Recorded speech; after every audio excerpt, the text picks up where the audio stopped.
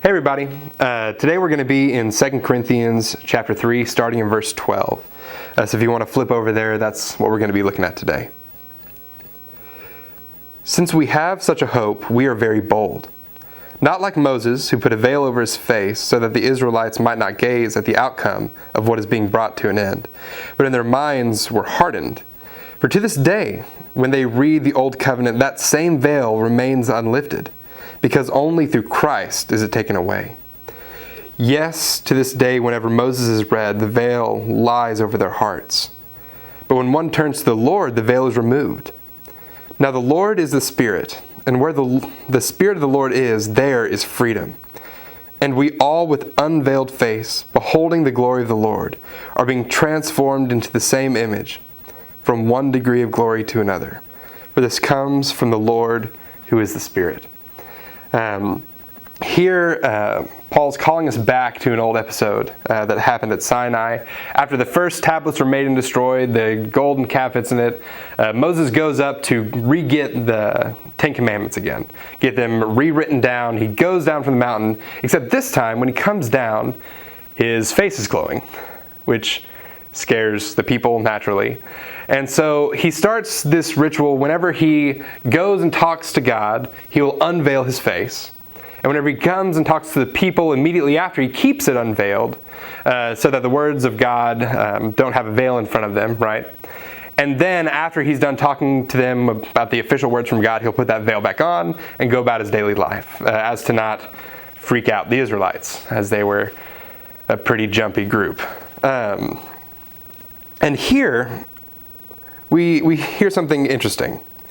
That this veil that Moses had, a lot of the time, these people specifically were struggling with that veil. When they would read the Word of God, they were frightened. They couldn't see all that there was to see because they had this thing in the way. They had these filters, they had this veil in front of their face to where they couldn't truly see the glory that was coming to them out of the Scriptures. And here we see that Christ is the one who takes this veil away.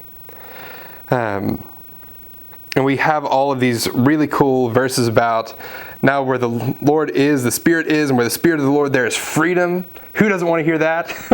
As those who believe that we have the Spirit of God living in us, we take freedom wherever we go. And we all, with unveiled face, beholding the glory of the Lord, are being transformed into the same image, from one degree of glory to the other. For this comes from the Lord, who is the Spirit. And we've all heard this verse before.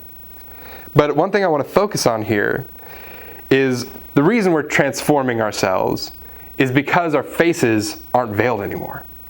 We've taken the veil away. We have let Jesus fully open the Scriptures to us. And when we come into contact with God in His Word and in His Spirit, we can't help but walk away changed. We can't help but walk away being transformed from one degree of glory to another.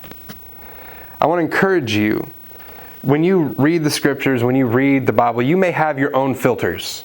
You may have your own veils that you're putting on. I urge you, take them off.